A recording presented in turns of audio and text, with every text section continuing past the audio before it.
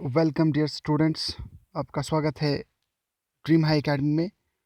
सही मायनों में ये एक बहुत बड़ी न्यूज़ है, और news in the sense JKSSB और उसके जो चैलेंजेस उसके पास है। एक टॉप न्यूज़पेपर में ये पब्लिश किया गया था काफ़ी पहले, और हम आज इसको एनालिसिस करेंगे। जेकेएसएसबी जो क्लास फोर्स की रिक्रूटमेंट करने वाला है, यानी एग्ज़ाम तो हो चुका है ऑलरेडी, लेकिन अब तक वो क्लियर स्टैंड लेके नहीं आया है। लेकिन याद रखिएगा, यहाँ पे इन SSC graduates are eligible for class fourth posts. तो यहाँ पे लिखा गया है कि ग्रेजुएट्स जो है एलिजिबल होते हैं खासतौर पर स्टाफ सर्विसेज सिलेक्शन में। तो यहाँ पे पहला यहाँ पे लिखा गया है कि जेकेएसबी, पहले आप देखिएगा ये किस न्यूज़पेपर है, उसके बाद हम बात कर लेते हैं। The Jammu and Kashmir services selection board is the premier agency. Okay, तो यहाँ पे ये रिक्रूट करती है gazetted vacancies in non gazetted vacancies in Jammu and Kashmir. जी हाँ, class third and class fourth की रिक्रूटमेंट जेकेएसएसबी करता है। तो चलिए हम देखते हैं कहाँ पर ये लिखा गया है कि आपको रिसेंट जो फास्ट ट्रैक बुनियाद पे ये काम करना चाहिए, और फ़ी के भी बारे में बात है और क्लास फोर्थ के भी बारे में बात है। पहले यहाँ पे बात की गई है कि जो भी डिफरेंट पोस्ट्स आते हैं जेकेएसएसबी की तरफ से, और डिफरेंट पोस्ट्स में आप लिखिए देखिएगा, recently the vacancies from different departments have been referred to JKSSB. जी हाँ, फास्ट ट्रैक इसके लिए। उसके बाद the board needs to bring it पार। जी हाँ, कहा जाता है कि स्टाफ सिलेक्शन कमीशन के साथ इनके जो है वो उनको चलना चाहिए, उसी के जो फॉलो करते हैं यहाँ पे। So the aspirants could also make themselves relevant to central level exams। जी हाँ, अब यहाँ पे बात है फ़ी की। The application fee fixed by board for each post is 350। जी हाँ, बात की गई यहाँ पे फ़ी की कि फ़ी 350 लिया जाता है, और ये काफ़ी जुल्म है उन लोगों के लिए, अनएम्प्लॉयमेंट यूथ के लिए जो कि ऑलरेडी अनएम्प्लॉयड है। और उनको अगर 10 पोस्ट्स के लिए यहाँ पे लिखा गया, अगर 10 पोस्ट्स के लिए अप्लाई करना होगा तो पहले उनको 3500 का जो है यहाँ पे लेना होगा। फ़ी के बारे में उनको देना है फ़ी। तो इसीलिए इनको कहा गया कि इनको सोचना चाहिए स्टाफ एसएससी की तरफ, स्टाफ सिलेक्शन कमीशन की तरफ, जो कि वहाँ पे बिल्कुल कम फ़ी होती है। उसके साथ साथ आगे बढ़ लेते हैं, 100 रुपीज़ की फ़ी होती है। तो एक बड़ा वो मसला नहीं होता है।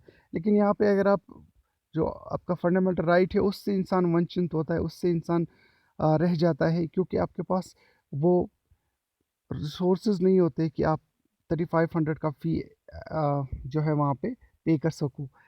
तो ये बात थी फ़ी के रिलेटेड।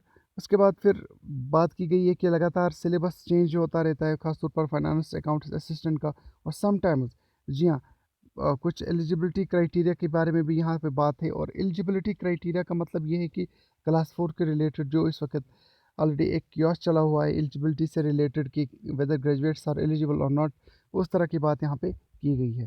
तो चलिए अब देखते हैं यहाँ पे हम इम्पोर्टेंट तरीके से, ये हमें यहाँ पे देखिएगा आप, द बोर्ड। जी हाँ, the board also could not clear ambiguity on eligibility criteria in its earlier notification of class fourth vacancies. देखिएगा, यहाँ पे कहा गया है कि अब तक बोर्ड ने ये क्लियर नहीं किया है जो क्लास फोर्थ वैकेंसीज के रिलेटेड उन्होंने नोटिफिकेशन लाई थी, यानी उनको नोटिफिकेशन लेके आना है कि आप लोग क्या एलिजिबल हो क्लास फोर्थ के लिए ग्रेजुएट्स या नहीं हो।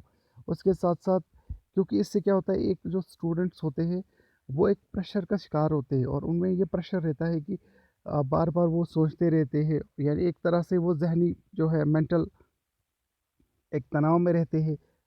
अब आगे बढ़ते हैं, यहाँ पे उन्होंने कहा कि ये क्लास फोर्थ वैकेंसीज़ के लिए उन्होंने ऑलरेडी जो है पोस्ट्स निकाले थे, उन पोस्ट्स के लिए फिर एग्ज़ाम भी हो गया। अनफॉर्चुनेट ये है कि कोई भी अब तक नोटिफिकेशन नहीं आई है, खासतौर पर क्लास फोर्थ जो एलिजिबिलिटी क्राइटेरिया के रिलेटेड। ये थी एलिजिबिलिटी से रिलेटेड। और यहाँ पे ये कहा गया है कि एसएससी जो कि सेंट्रल लेवल की जो एग्ज़ाम्स कंडक्ट करता है, स्टाफ सिलेक्शन कमीशन, उन्होंने कहा कि unlike SSC, higher qualified aspirants can apply for ये वाला जो पोस्ट से। जी हाँ, क्लास फोर्थ पोस्ट की बात हो रही है यहाँ पे। सो 10+2 उनकी अगर क्वालिफिकेशन होगी, plus level posts with clear guidelines, उनके पास गाइडलाइंस होते हैं, वो गाइडलाइंस को फॉलो करके अप्लाई करते हैं। और यहाँ पे लिखा गया है guidelines of no weightage for higher qualification.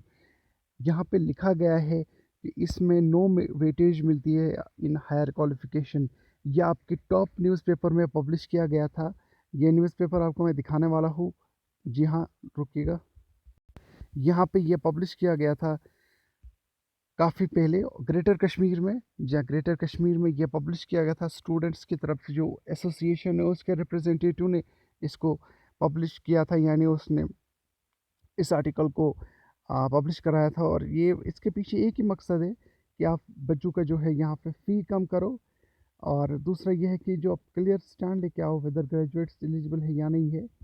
और उन्होंने एक मिसाल दी है यहाँ पे, अगर एसएससी जो कि इतना बड़ा प्रीमियर इदारा है इंडिया में, वो अलाउ करता है ऑल इंडिया लेवल पे, वो अगर अलाउ करता है फॉर हायर जिनकी क्वालिफिकेशन होगी फॉर क्लास 4 पोस्ट्स के लिए, सो इस तरह से एक उनका एक इशारा दिया गया है कि आप इसी तरह से आपको एक स्टैंड लेके आगे आना चाहिए आपको, ताकि स्टूडेंट जो है वो बिल्कुल फ्री हो, बिल्कुल फ्री हो।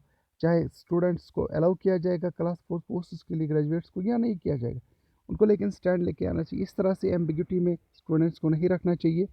इससे जो है बाकी एग्ज़ाम्स में भी उनका जो है बुरा असर पड़ सकता है।